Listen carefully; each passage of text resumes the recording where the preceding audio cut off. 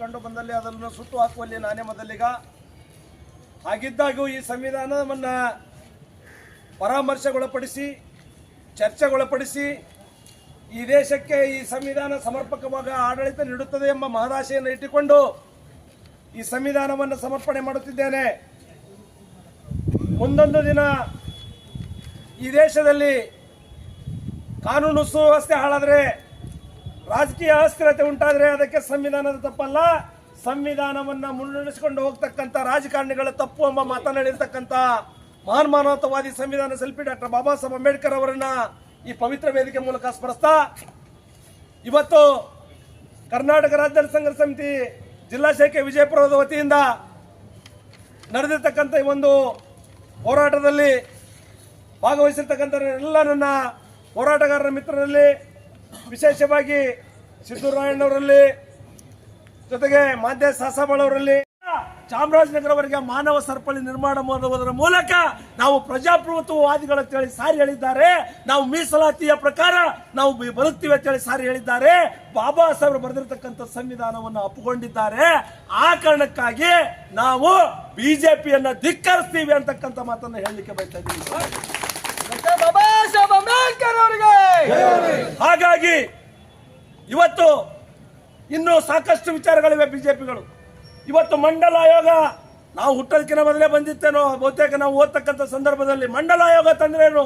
ಕೇವಲ SC STಗಳಿಗೆ ಮೀಸಲಾತಿ ಇರೋದು ಬೇಡ, ಈ ದೇಶದಲ್ಲಿರ್ತಕ್ಕಂಥ ಹಿಂದುಳಿದವರಿಗೆ, ಅಲ್ಪಸಂಖ್ಯಾತರಿಗೆ ಮೀಸಲಾತಿ ಇವತ್ತು ಅನುಭವಿಸ್ತಾ ಇದ್ದಾರೆ. ಮೀಸಲಾತಿ ಮಂಡಲ ಆಯೋಗ ಮಂಡಲ ವರದಿ ತರಬೇಕು, ಎಲ್ಲರಿಗೂ ಮೀಸಲಾತಿ ಕೊಡಬೇಕು ಅಂತೇಳಿ ಕಾಂಗ್ರೆಸ್ ಪಕ್ಷ ಹಿಂದಿನ ಸರ್ಕಾರ ಅಂದಾಗ ಅವಾಗ ಕಮಂಡಲ್ ಚಳವಳಿ ಮಾಡಿರ್ತಕ್ಕಂಥದ್ದು ಬಿಜೆಪಿ ಪಕ್ಷ.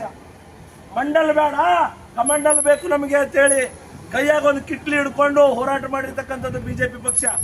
ಹಾಗಾಗಿ ನಾವು ಮಂಡಲ ಆಯೋಗವನ್ನು ಜಾರಿಗೆ ತಂದಿರತಕ್ಕಂಥ ಕಾಂಗ್ರೆಸ್ ಪಕ್ಷದ ಪರವಾಗಿ ನಾವು ವಿಚಾರ ಮಾಡಬೇಕಾಗ್ತಾ ಇದೆ. ರಾಹುಲ್ ಗಾಂಧಿ ಪರವಾಗಿ ಮಾತಾಡ್ತಾ ಇದೆ. ಜಾತ್ರೆಗೆ ನಾವು ನಂಬಲ್ಲ, ಅಲ್ಲ ಮೊದಲನೇ ಗುರಿನೇ ಅಲ್ಪಸಂಖ್ಯಾತರಿಗಿಂತ ಮೊದಲನೇ ಗುರಿನೇ ಹಿಂದುಳಿದ ವರ್ಗವನ್ನು ಸರ್ವನಾಶ ಮಾಡಬೇಕು ಅಂತಿದೆ ಬಿಜೆಪಿ. ನರೇಂದ್ರ ಮೋದಿ ನೇತೃತ್ವದ ಸರ್ಕಾರ ಮತ್ತು ನಮ್ಮ ರಾಜ್ಯದಲ್ಲಿರ್ತಕ್ಕಂಥ ಬಿಜೆಪಿ ಪಕ್ಷದ ನಾಯಕರುಗಳು ಹಿಂದುಳಿದ ವರ್ಗದವರನ್ನ ಟಾರ್ಗೆಟ್ ಮಾಡಿದ್ದಾರೆ. ತದನಂತರ ದಲಿತರನ್ನ ಟಾರ್ಗೆಟ್ ಮಾಡಿದ್ದಾರೆ. ಕೊನೆಗೆ ಮುಸ್ಲಿಮರಿಗೆ ಟಾರ್ಗೆಟ್ ಮಾಡೋರು ಅವರು. ಯಾಕೆ ದಲಿತ ಹಿಂದುಳಿದ ವರ್ಗಕ್ಕೆ ನಾವು ಟಾರ್ಗೆಟ್ ಮಾಡಿದ್ದಾರೆ ಅಂತ ಹೇಳ್ತೀವಿ ಅಂತಂದ್ರೆ, ಇವತ್ತು ಬಿಜೆಪಿ ಪಕ್ಷದಲ್ಲಿ ಒಬ್ಬ ಈ ರಾಜ್ಯದ ಮುಖ್ಯಮಂತ್ರಿ ಆಗತಕ್ಕಂಥ ಯೋಗ್ಯತೆ ಅರ್ಹತೆ ಹೊಂದಿರತಕ್ಕಂಥ ವ್ಯಕ್ತಿ ಈಶ್ವರಪ್ಪ ಅಂತಕ್ಕಂಥ ಒಬ್ಬ ಹಾಲು ಮತದ ಸಮಾಜದ ಒಬ್ಬ ಮುಖ್ಯ ನಾಯಕರಿದ್ರು. ಅವರಿಗೆ ಟಿಕೆಟ್ ಕೊಡಲಿಲ್ಲ. ಅವ್ರು ಆಯ್ಕೆಯಾಗಿ ಬಂದ್ರೆ ಈ ರಾಜ್ಯದ CM ಮಾಡಬೇಕಾಗ್ತದ ಹುನ್ನಾರದಿಂದ ಅಲ್ಲಿ ಆ ಒಂದು ಹಿಂದುಳಿದ ವರ್ಗದ ನಾಯಕನನ್ನ ಅತ್ಯಂತ ಕಡೆಗಾಣಿಸಿರ್ತಕ್ಕಂಥ ಅತ್ಯಂತ ಜಾತಿವಾದಿ ಪಕ್ಷ ಬಿಜೆಪಿ ಪಕ್ಷ ಅಂತಕ್ಕಂಥ ವಿಚಾರವನ್ನು ಹೇಳಲಿಕ್ಕೆ ಇದು ತಿಳ್ಕೋಬೇಕು. ಬಿಜೆಪಿ ಪಕ್ಷದಲ್ಲಿರ್ತಕ್ಕಂಥ ದಲಿತರು, ಹಿಂದುಳಿದವರು, ಅಲ್ಪಸಂಖ್ಯಾತರು, ಅದರಲ್ಲಿ ವಿಶೇಷವಾಗಿ ಹಿಂದುಳಿದ ನಾಯಕರು ತಿಳ್ಕೋಬೇಕು. ಯಡಿಯೂರಪ್ಪಗೆ ಮೂಲ ಗುಂಪು ಮಾಡಿದ್ರು, ಈಶ್ವರಪ್ಪನವ್ರಿಗೆ ಮೂಲ ಗುಂಪು ಮಾಡಿದ್ರು. ತದನಂತರ ಈಶ್ವರಪ್ಪ ಮೂಲ ಗುಂಪು ಮಾಡೋದಲ್ಲೇ ಇವತ್ತು ರಾಜ್ಯದಲ್ಲಿ ಅತ್ಯಂತ ಸುಭದ್ರವಾಗಿ ಸರ್ಕಾರ ನಡೆಸ್ತಕ್ಕಂಥ ದೇಶದೊಳಗೆ ಅತ್ಯಂತ ಮಾದರಿಯ ನಾಯಕ ಇವತ್ತು ಸಿದ್ದರಾಮಯ್ಯ ಅಂತಕ್ಕಂಥ ಒಂದು ಅಹಿಂದ ವರ್ಗದ ಧ್ವನಿ, ವಿಶೇಷವಾಗಿ ಹಿಂದುಳಿದ ವರ್ಗದ ಒಂದು ಆತ್ಮ ಪ್ರಜ್ಞೆ ಸಿದ್ದರಾಮಯ್ಯ ಸಾಹೇಬರಿಗೆ ಒಂದು ಮೂಢ ಪ್ರಕರಣದೊಳಗೆ ಸಿಲುಕಿಸಿ ಅವರಿಗೆ ನೋವನ್ನ ಕೊಟ್ಟು ಅವ್ರ ಮೇಲೆ FIR ಮಾಡ್ದಂಗೆ ಮಾಡಿ ಅಧಿಕಾರದ ಕೇಳಿ ಆ ಮನುಷ್ಯಗನ್ನು ತೆಗೆದು ಹಾಕ್ಲಕತ್ತಾರ. ಇದರ ಅರ್ಥ ಹಿಂದುಳಿದವರ ವಿರೋಧಿಗಳು ಬಿಜೆಪಿಗಳು, ತದನಂತರ ದಲಿತರು. ಕಂಡು ಬಂದಲ್ಲಿ ಅದನ್ನು ಸುಟ್ಟು ಹಾಕುವಲ್ಲಿ ನಾನೇ ಮೊದಲಿಗ. ಹಾಗಿದ್ದಾಗೂ ಈ ಸಂವಿಧಾನವನ್ನು ಪರಾಮರ್ಶೆಗೊಳಪಡಿಸಿ ಚರ್ಚೆಗೊಳಪಡಿಸಿ ಈ ದೇಶಕ್ಕೆ ಈ ಸಂವಿಧಾನ ಸಮರ್ಪಕವಾಗಿ ಆಡಳಿತ ನೀಡುತ್ತದೆ ಎಂಬ ಮಹದಾಶೆಯನ್ನು ಇಟ್ಟುಕೊಂಡು ಈ ಸಂವಿಧಾನವನ್ನು ಸಮರ್ಪಣೆ ಮಾಡುತ್ತಿದ್ದೇನೆ. ಮುಂದೊಂದು ದಿನ ಈ ದೇಶದಲ್ಲಿ ಕಾನೂನು ಸುವ್ಯವಸ್ಥೆ ಹಾಳಾದರೆ, ರಾಜಕೀಯ ಅಸ್ಥಿರತೆ ಉಂಟಾದರೆ ಅದಕ್ಕೆ ಸಂವಿಧಾನದ ತಪ್ಪಲ್ಲ, ಸಂವಿಧಾನವನ್ನು ಮುನ್ನಡೆಸಿಕೊಂಡು ಹೋಗ್ತಕ್ಕಂಥ ರಾಜಕಾರಣಿಗಳ ತಪ್ಪು ಎಂಬ ಮಾತನಾಡಿರ್ತಕ್ಕಂಥ ಮಹಾನ್ ಮಾನವತಾವಾದಿ ಸಂವಿಧಾನ ಶಿಲ್ಪಿ ಡಾಕ್ಟರ್ ಬಾಬಾ ಸಾಹೇಬ್ ಅಂಬೇಡ್ಕರ್ ಅವರನ್ನ ಈ ಪವಿತ್ರ ವೇದಿಕೆ ಮೂಲಕ ಸ್ಮರಿಸ್ತಾ, ಇವತ್ತು ಕರ್ನಾಟಕ ರಾಜ್ಯ ಸಂಘರ್ಷ ಸಮಿತಿ ಜಿಲ್ಲಾ ಶಾಖೆ ವಿಜಯಪುರದ ವತಿಯಿಂದ ನಡೆದಿರ್ತಕ್ಕಂಥ ಈ ಒಂದು ಹೋರಾಟದಲ್ಲಿ ಭಾಗವಹಿಸಿರ್ತಕ್ಕಂಥ ಎಲ್ಲ ನನ್ನ ಹೋರಾಟಗಾರರ ಮಿತ್ರರಲ್ಲಿ, ವಿಶೇಷವಾಗಿ ಸಿದ್ದರಾಮಯ್ಯನವರಲ್ಲಿ, ಜೊತೆಗೆ ಮಾಧ್ಯ ಸಾಸಾಬಳವರಲ್ಲಿ, ಚಾಮರಾಜನಗರವರೆಗೆ ಮಾನವ ಸರಪಳಿ ನಿರ್ಮಾಣ ಮಾಡುವುದರ ಮೂಲಕ ನಾವು ಪ್ರಜಾಪ್ರಭುತ್ವವಾದಿಗಳು ಅಂತೇಳಿ ಸಾರಿ ಹೇಳಿದ್ದಾರೆ. ನಾವು ಮೀಸಲಾತಿಯ ಪ್ರಕಾರ ನಾವು ಬದುಕ್ತೀವಿ ಅಂತೇಳಿ ಸಾರಿ ಹೇಳಿದ್ದಾರೆ. ಬಾಬಾ ಸಾಹೇಬರು ಬರೆದಿರ್ತಕ್ಕಂಥ ಸಂವಿಧಾನವನ್ನು ಒಪ್ಪಿಕೊಂಡಿದ್ದಾರೆ. ಆ ಕಾರಣಕ್ಕಾಗಿ ನಾವು ಬಿಜೆಪಿಯನ್ನ ಧಿಕ್ಕರಿಸ್ತೀವಿ ಅಂತಕ್ಕಂಥ ಮಾತನ್ನು ಹೇಳಲಿಕ್ಕೆ ಬಯಸ್ತಾ ಇದ್ದೀವಿ. ಬಾಬಾ ಸಾಹೇಬ್ ಅಂಬೇಡ್ಕರ್ ಅವರಿಗೆ. ಹಾಗಾಗಿ ಇವತ್ತು ಇನ್ನೂ ಸಾಕಷ್ಟು ವಿಚಾರಗಳಿವೆ ಬಿಜೆಪಿಗಳು.